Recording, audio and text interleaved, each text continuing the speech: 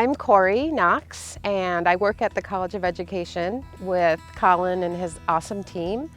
I'm also a parent, a Camp Cooper parent.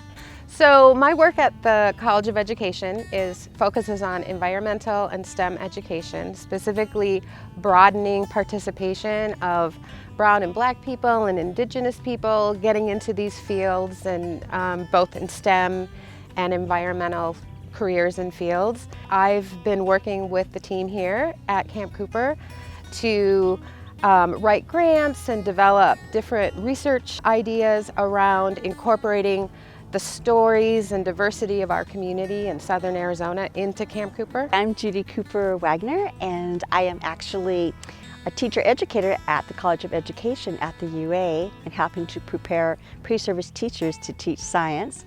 And I am also a former worker here at Camp Cooper in all this splendor and wonder. This was my outside classroom teaching on the trail. We're really trying to think really carefully about how can we sort of expand the vision of environment and make people feel that their stories are useful and a part of this story that we're trying to tell at Camp Cooper. It's always a challenge for us to be able to make science authentic and meaningful.